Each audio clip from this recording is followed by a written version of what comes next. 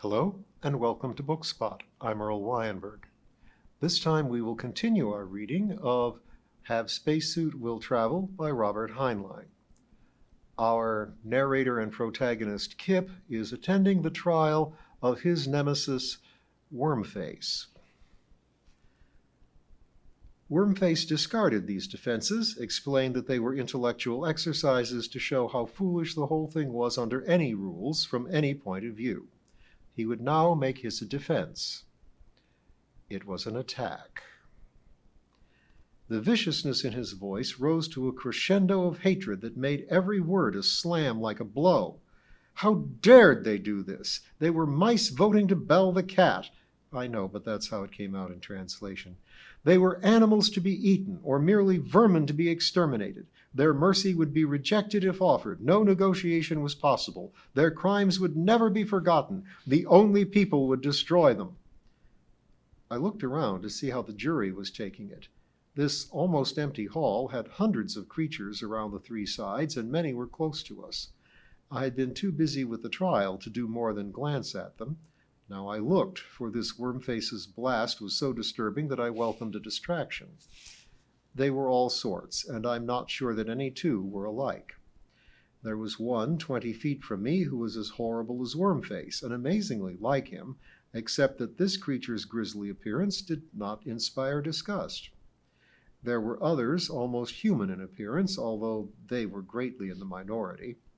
There was one really likely-looking chick as human as I am, except for iridescent skin and odd and skimpy notions of dress. She was so pretty that I would have sworn that the iridescence was just makeup, but I probably would have been wrong. I wondered in what language the diatribe was reaching her. Certainly not English. Perhaps she felt my stare, for she looked around and unsmilingly examined me, as I might examine a chimpanzee in a cage. I guess the attraction wasn't mutual. There was every gradation from pseudo-Wormface to the iridescent girl, not only the range between, but also way out in left field. Some had their own private aquaria. I could not tell how the invective affected them. The girl creature was taking it quietly, but what can you say about a walrus thing with octopus arms? If he twitches, is he angry? Or laughing? Or itches where the twitch is? The Yankee-voiced spokesman let the Wormface rave on.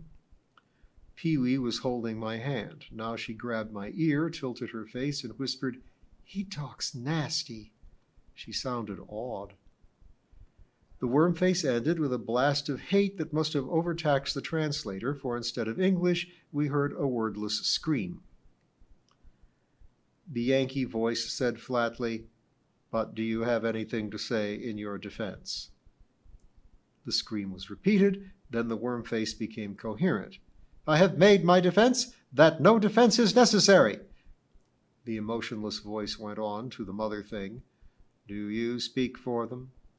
She answered reluctantly, "My Lord Piers, I am forced to say that I found them to be quite naughty." She sounded grieved. "You find against them?" "I do." "Then you may not be heard. Such is the law." "3 galaxies, 1 law. I may not speak." The flat voice went on, "Will any witness speak favorably?" There was silence. That was my chance to be noble. We humans were their victims. We were in a position to speak up, point out that from their standpoint they hadn't done anything wrong, and ask for mercy, if they would promise to behave in the future. Well, I didn't. I've heard all the usual sweetness and light that kids get pushed at them, how they should always forgive, how there's some good in the worst of us, etc. But when I see a black widow, I step on it. I don't plead with it to be a good little spider and please stop poisoning people. A black widow spider can't help it. But that's the point. The voice said to the Wormfaces, "Is there any race anywhere which might speak for you? If so, it will be summoned." The spokesman Wormface spat at the idea that another race might be character witnesses for them disgusted him. "So be it," answered the Yankee voice. "Are the facts sufficient to permit a decision?" Almost immediately the voice answered itself, "Yes." What is the decision? Again it answered itself, their planet shall be rotated. It didn't sound like much. Shucks, all planets rotate, and the flat voice held no expression, but the verdict scared me. The whole room seemed to shudder. The mother thing turned and came toward us. It was a long way, but she reached us quickly. Pee-wee flung herself on her. The solid air that penned us solidified still more until we three were in a private room, a silvery hemisphere. Pee-wee was trembling and gasping, and the mother thing comforted her. When Pee-wee had control of herself, I said nervously, "Mother thing, what did he mean, their planet shall be rotated?" She looked at me without letting go of Pee-wee, and her great soft eyes were sternly sad. "It means that their planet is tilted 90 degrees out of the space-time of your senses and mine." Her voice sounded like a funeral dirge played softly on a flute. Yet the verdict did not seem tragic to me. I knew what she meant. Her meaning was even clearer in Vegan than in English. If you rotate a plane figure about an axis in its plane, it disappears. It is no longer in a plane, and Mr. A Square of Flatland is permanently out of touch with it. But it doesn't cease to exist. It just is no longer where it was. It struck me that the Wormfaces were getting off easy. I had halfway expected their planet to be blown up, and I didn't doubt that 3 galaxies could do so, or something equally drastic. As it was, the Wormfaces were to be run out of town and would never find their way back. There are so many, many dimensions. But they wouldn't be hurt. They were just being placed in Coventry. But the mother thing sounded as if she had taken unwilling part in a hanging. So I asked her, "You do not understand, gentle Kip. They do not take their star with them." "Oh," was all I could say. Pee-wee turned white. "Stars are the source of life. Planets are merely life's containers. Chop off the star, and the planet gets colder, and colder, and colder, then still colder. How long until the very air freezes? How many hours or days to absolute zero?" I shivered and got goose pimples, worse than Pluto. "Mother thing, how long before they do this?" I had a queasy misgiving I should have spoken, that even Wormfaces did not deserve this. Blow them up, shoot them down, but don't freeze them. "It is done," she sang in that same dirge-like way. "What?" "The agent charged with executing the decision waits for the word. The message goes out the instant we hear it. They were rotated out of our world even before I turned to join you. It is better so." I gulped and heard an echo in my mind. "'Twere well it were done quickly." But the mother thing was saying rapidly, "Think no more on it, for now you must be brave." "Huh? What, mother thing? What happens now?" "You'll be summoned any moment for your own trial." I simply stared. I could not speak. I had thought it was all over. Pee-wee looked still thinner and whiter, but did not cry. She wet her lips and said quietly, "You'll come with us, mother thing?" "Oh, my children, I cannot. You must face this alone." I found my voice. "But what are we being tried for? We haven't hurt anybody. We haven't done a thing." "Not you personally. Your race is on trial. Through you." Pee-wee turned away from her and looked at me, and I felt a thrill of tragic pride that in our moment of extremity she had turned, not to the mother thing, but to me, another human being. I knew that she was thinking the same thing I was. A ship hanging close to Earth, only an instant away, and yet perhaps uncounted trillion miles in some pocket of folded space, where no dew line gives warning, where no radar can reach. The earth, green and gold and lovely and blue, turning lazily in the warm light of the sun. A flat voice. No more sun. No stars. The orphaned moon would bobble once, then continue around the sun, a gravestone to the hopes of men.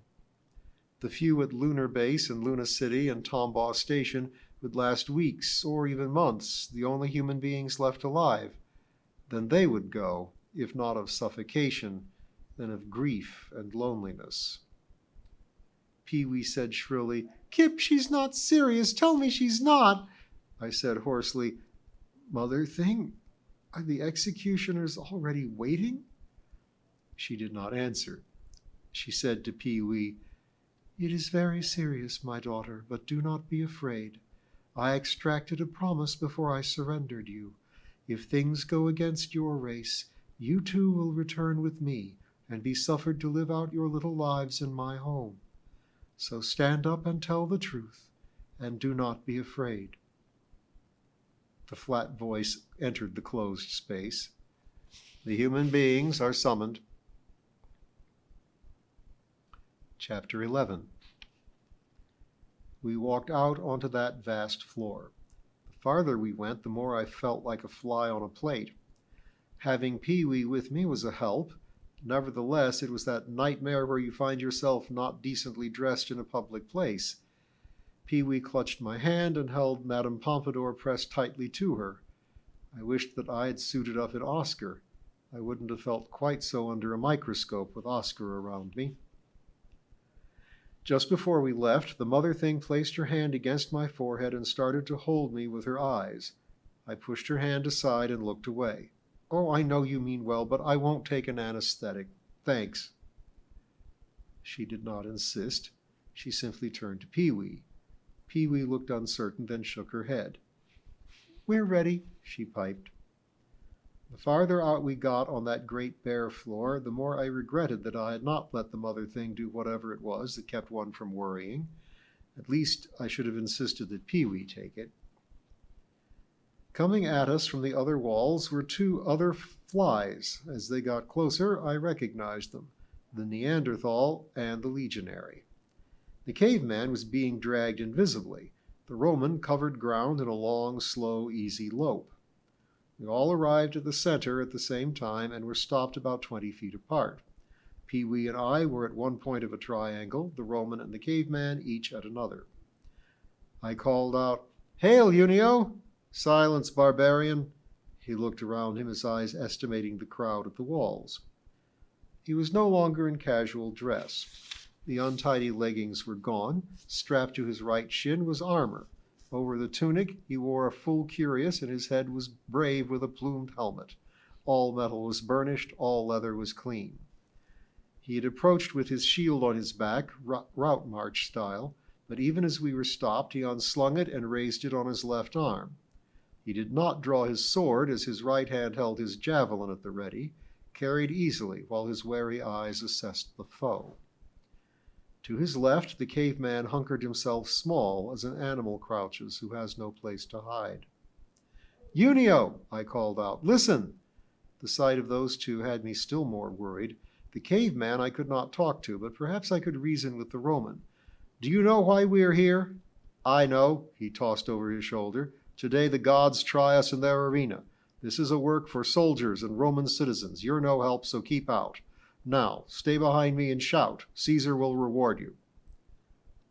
I started to try to talk sense, but was cut off by a giant voice from everywhere. "You are now being judged." Pee-wee shivered and got closer. I twisted my left hand out of her clutch, substituted my right, and put my left arm around her shoulders. "Head up, partner," I said softly.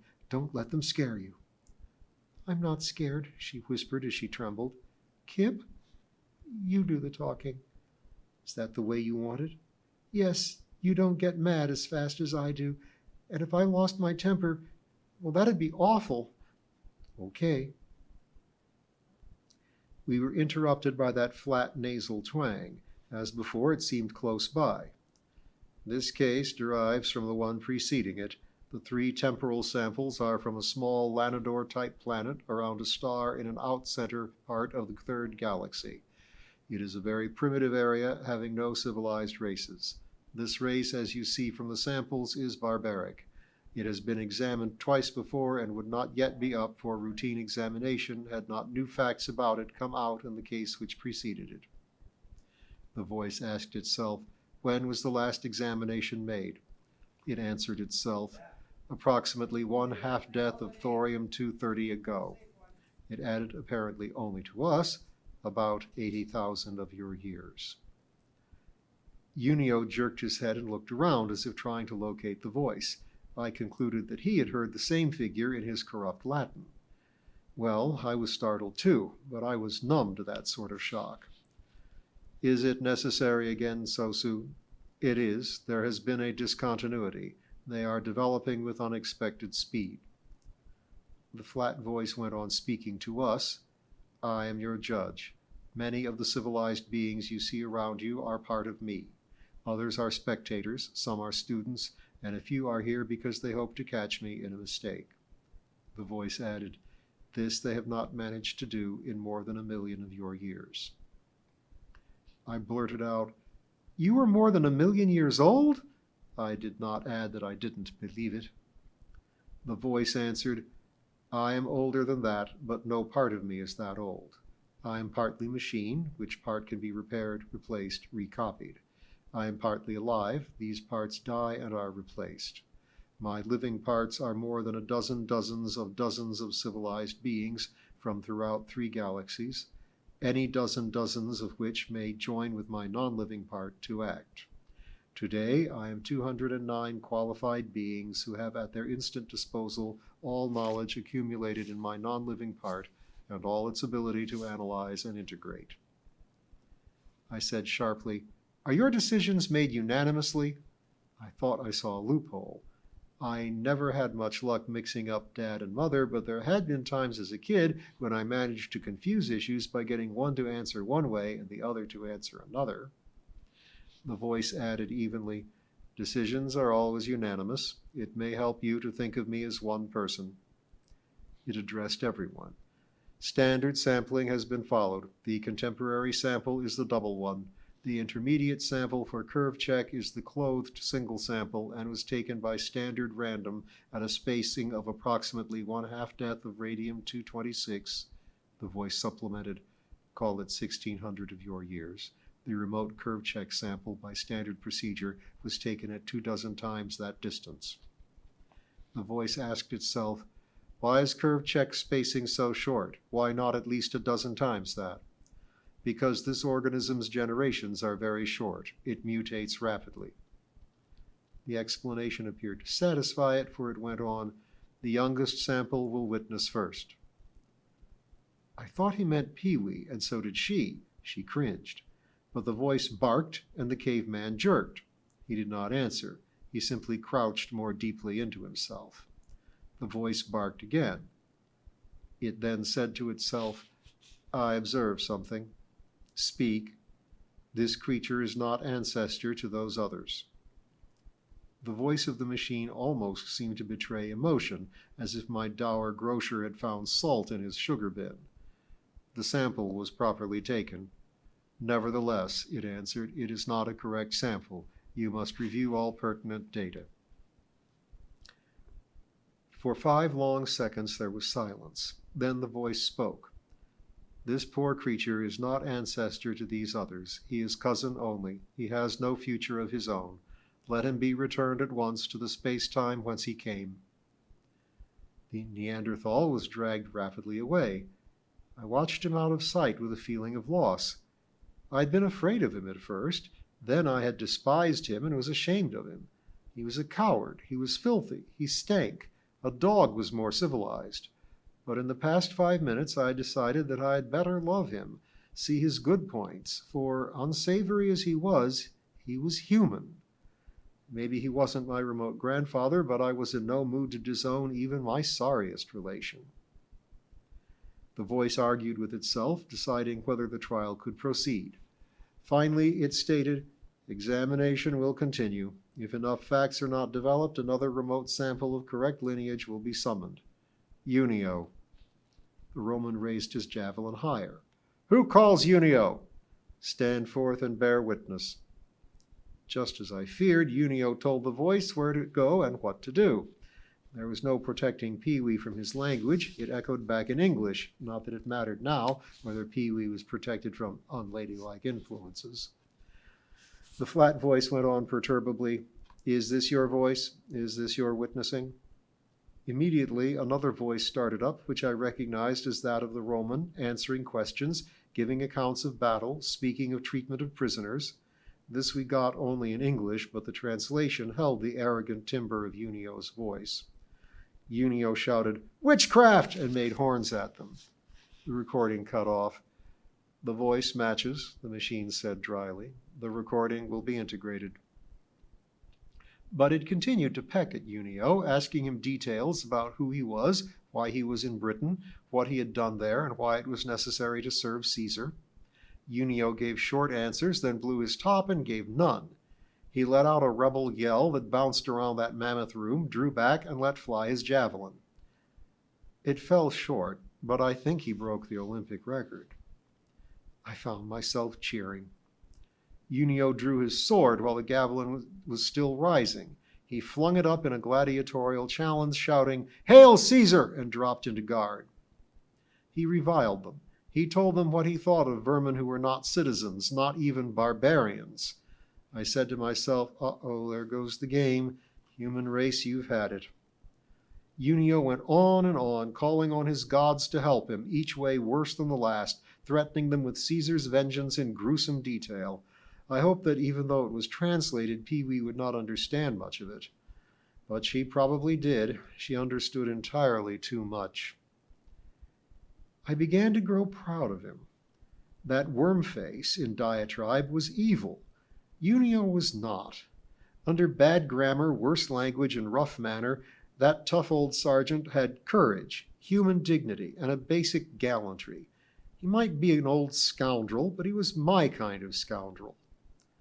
He finished by demanding that they come at him one at a time, or let them form a turtle, and he would take them on all at once. "I'll make a funeral pyre of you. I'll temper my blade in your guts. I who am about to die will show you a Roman's grave, piled high with Caesar's enemies." He had to catch his breath. I cheered again, and Pee-wee joined in. He looked over his shoulder and grinned. "Slit their throats as I bring 'em down, boy. There's work to do." The cold voice said, "Let him now be returned to the space-time whence he came." Unio looked startled as invisible hands pulled him along. He called on Mars and Jove and laid about him. The sword clattered to the floor, picked itself up, and returned itself to his scabbard. Unio was moving rapidly away. I cupped my hands and yelled, "Goodbye, Unio! Farewell, boy! They're cowards!" He shook himself. "Nothing but filthy witchcraft!" Then he was gone. Clifford Russell. "Huh? I'm here." Pee-wee squeezed my hand. "Is this your voice?" I said, "Wait a minute." "Yes, speak." I took a breath. We'll find out what Kip has to say for all of us next time.